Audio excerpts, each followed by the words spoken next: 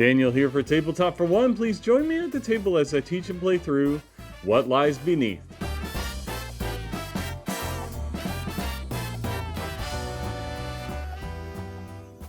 And I thank you for joining me for this tutorial and solo playthrough of What Lies Beneath. What Lies Beneath is a solo RPG designed by Scaffidi, and it's published by Fervent Workshop. And What Lies Beneath is coming to Kickstarter on October 16th. And so in the Kickstarter, you're able to pledge for either the print and play version with the PDF, or they'll actually have a physical book that you can pledge for.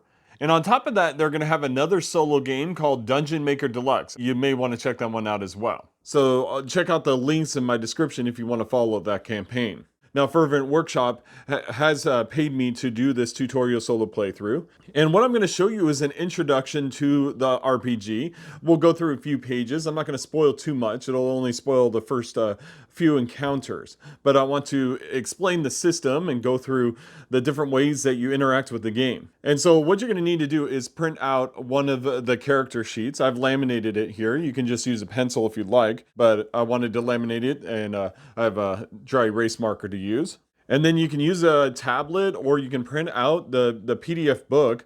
There's going to be a ton of pages. I think it's a couple hundred pages of material, lots to encounter. And you'll also need some dice. Now I have six-sided dice here. We'll set them aside for now and we'll use them as we play. All right, so let's get started here. And it says, quest righteously for a righteous cause and you shall live. All right, sounds great. And so we have our first encounter. Each encounter is going to be signified by a number. This is E1. And it says, you dream you are in a chapel. Small, high-pitched voices sing an ancient song. You draw the scent of stone and incense. Yet a sense of unease washes through you. The comforting smell is a veil. The core is more macabre. Dream yields to waking confusion. A grave, dust, bones, and dried death. A flickering torch, underground, a crypt. In the near darkness, you remember nothing, not even your name. You wait listening for anything to provide answers. Nothing. The flesh on your arm aches. You touch it. Leathery. A rough tumor-like growth covers your forearm.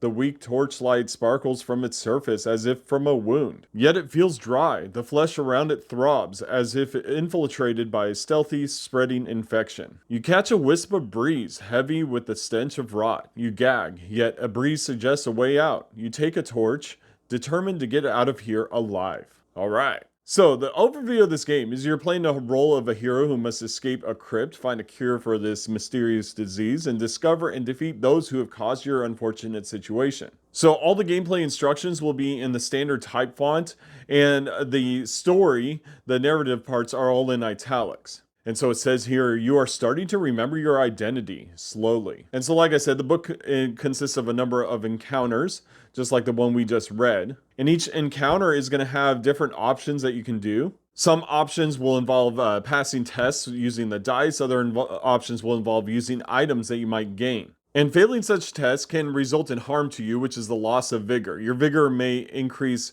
without limit or decrease. And so if you ever have zero vigor or negative, you die and lose the game. But you are able to actually restart this game with a new character.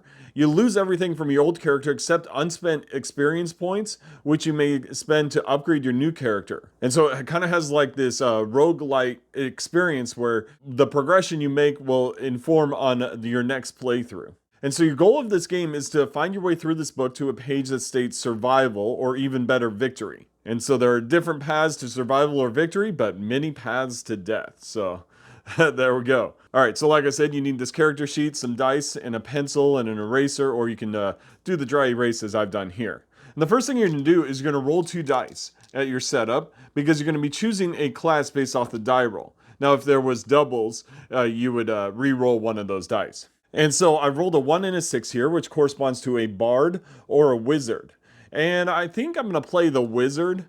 That sounds like a good idea. And so we'll write wizard up here, just like so. And then we copy the stats. The stats here are 1 to hit, and then 1 to dex. I've got low dex and low hit. And then 2 to wit. All right, so that's our stats. And then we have 11 vigor, which isn't too bad. And that's one of the highest vigors on here, the other one being berserker.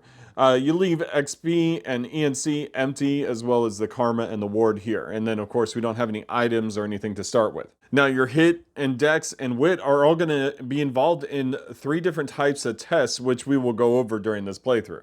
And so we're ready to go on to the next encounter. You stumble out of the crypt and immediately trip on your weak legs, sending a few skulls scattering into the darkness as you fall prone to the ground. Suddenly, a rat hisses into your face. And so, like I said before, as you encounter some of these encounters, you'll have options that you can use. And so down here, you'll notice that there are options here. I can hit the rat, so I have to hit at 2. So do we want to attack the rat? If we succeed, we'll gain 1 XP. If we fail, we'll lose 1 vigor. And then the other option is to get up and flee. So you can work your way down from top to bottom, deciding which to do. Now, some of the options are mandatory, and they'll tell you straight up what you have to do. But in this case here, you have a choice to attack the rat or just to keep moving. Either way, you'll end up with this option here that says continue to E3. So if you skip the rat, you can just go to E3, or you can attack the rat and then go to E3. But you know what? Let's go ahead and attack the rat. After all, I want to show you how hitting works. And so the way hit works is you go off of your hit stat, and your hit stat determines how many dice that you can roll when you attack. And so with the wizard, I only get to roll 1 die. And so with the test that we have on this one here, hit at 2, we need to equal or exceed that amount. So it's not too hard to hit a rat. And so here we go. And I roll a 2. All right. So we win. We barely defeated that rat. I guess the rat was a little more formidable than I thought. But we gain an experience point. That was the result of attacking. Now, of course, if you fail, then you have to follow what the failure says. In this case, you would lose 1 vigor. And just so you know, sometimes when you fail tests, there are going to be other consequences, like it sends you to a different encounter or something like that. And of course, the more hit you have, the better chance you have of attacking. So some of the other classes that have multiple hit will be able to roll more dice. All right, so we're ready to go on to E3 here, and it says, you enter a tunnel of rough-hewn rock alternating with bricks. Slippery goo drips down the walls. Your torchlight glistens from a bit of metal wedged into the rocks. Examining it, you see a key. And so now on this page here, we have 2 options. We can do a dex at 4 to retrieve the key. And so if we gain the key, we gain an item. Item is called CP1. Now, all the items will have a specific abbreviation, and you would just record the abbreviation when you gain an item in the item section here. And in the appendix of the book, there's more description on what that item is. And so you could always make notes on here to say what it is, but CP1 is just for easy reference. And just so you know, you can carry as many items as you find, but you can only have 1 of each item. Now, you'll also notice here that trying to retrieve the key, there is no failure here. So there's no reason not to try and retrieve it. And once we finish trying to retrieve the key, we'll just move on to E4. But let's talk about how we do a DEX test. These are kind of cool. So the DEX test is, what happens is you're going to be stacking 2 dice on top of each other, all right? And you're going to set these at 4 inches away from another die. Now on the character sheet here, there are dash marks on the side of the board here as indicated by inches. And so what you're going to do is you're going to set the dice to where the dash mark is in the middle of the dice. And then you're going to count by the number of the DEX test. This was a DEX test at 4. And so we had to space the die 4 inches away. So 1, 2, 3, and 4. So we'll place it right here, again, in the middle of that dash mark. Now, what you're supposed to do is you're supposed to flick the die and hit the tower here without knocking over the top die. So you just want to brush by it or just barely hit it, and that'll count as a success. Now, depending on your dex stat, that tells you how many attempts you have. So if you have 2 decks, you would be able to attempt it twice. So even if you failed the first attempt, you would just restack everything, reset everything, and try again, or if you just missed completely. And so here we are with the wizard. I only have 1 dex, so I don't have more than 1 attempt. And we'll try and flick this and knock over that dice, but we'll see. So we'll give it a shot here. Oh, I knocked it over. Oh no, that's too bad. All right, so I didn't win, or I didn't pass that test, so I don't get that key. That's unfortunate. So we just move on. We're gonna have to go down the tunnel. But I just want to let you know there are alternative rules for flicking if you want, there are alternative dexterity rules in the rules reference to do a dexterity test. But this is a fun way to do it, so I prefer it this way.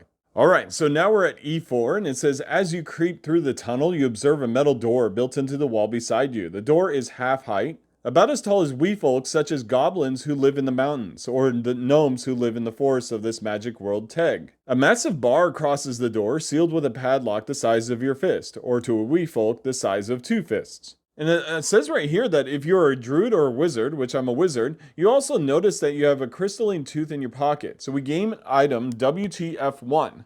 And so we'll add it here. And now the WTF is actually a word totem of fate. And what it allows you to do is once per test, you can re-roll a 3 if a 3 gets rolled.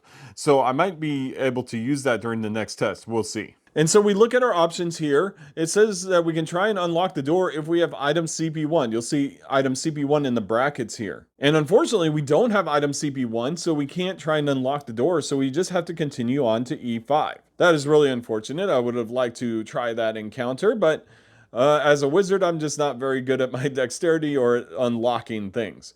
So we're going to move on. But one thing to note, if you did have the key, items are not used up unless the appendix says otherwise. It'll say single use. But one thing I want to talk about is item and tag tests. So item and tag tests are simple. You earn tags here on the right column, and you'll write them in as you earn them. So for an example, that you might defeat an enemy and it says you gain the tag enemy 1, 2, 3, and you would write it over here. And then later on in another encounter, it might be referenced. It'll say, if you have enemy 1, 2, 3 in your tag, then this would happen. And so when it comes to item and tag tests, the item and tag tests are simple as in, if you have it, you succeed. If you don't, you fail that test. And so in this previous encounter here, it says if you have that item, you can unlock the door and the success is automatic. You go to E8 instead of E5, instead of continuing along the tunnel. But since I didn't have that, I failed that test. There's no consequence to failure. I just move along to E5. And so one thing to note is that some of those tests have mandatory results. And so sometimes when you defeat an enemy, you'll gain a tag, and then later on you might encounter the friends of that enemy who find out that you killed them, and they're going to exact revenge upon you. And so you're not going to have a choice to encounter them. It'll basically say, if you have enemy tag 1, 2, 3, then this happens, this bad thing happens, these enemies attack you, or you go to this encounter, and this encounter might have something bad. So keep that in mind. Mandatory instructions are always explicitly stated in an encounter's text without square brackets. All right, so we're moving on to E5. The cavern divides. 2 arches extend over the openings, each etched with barely visible runes not written in the common tongue. The darkness beyond one or both openings echoes with the sound of rushing water, and unless your imagination lies to you, a soft buzz. Note that you have 3 options below. So the first option is to do a WIT test, a WIT at 4, to try and decipher the runes, and if you succeed, you go to E33. The other options are to continue on to E11. Now remember, you start top to bottom, so if you decide to skip over the WIT test, then you won't be able to try it again later, so you'll have to go to E11. Unless you chose to skip over E11, then you have to go to E22. Once you reach the bottom of the choices here, you have to go with the last choice. So keep that in mind. So you don't want to skip over unless you really don't want to do those things. Now, this is the first time we talk about a WIT test. And the WIT test is interesting because you're going to try and arrange dice into an order, into a sequential numbers. And so when a WIT test asks you to test at 4, you're actually going to be rolling 4 dice. And when you roll these 4 dice, you're going to try and arrange them in an order. And in this case, it'd be from 1, 2, 3, 4, or 2, 3, 4, 5, or 3, 4, 5, 6. If it was a WIT challenge of 3, you would try and do a run of 3. Now, when you do a WIT test, you roll. All right, so I have 2, 2, 5, and 3. So I need to try and get these into an order of 2, 3, 4, and 5. Now, depending on your WIT stat, you have a number of actions. And what you can do with your actions is, 1, you can re-roll a die. Or the second type of action is you can flip a die, so you invert it completely. The third type of action is you can increase a die by 1.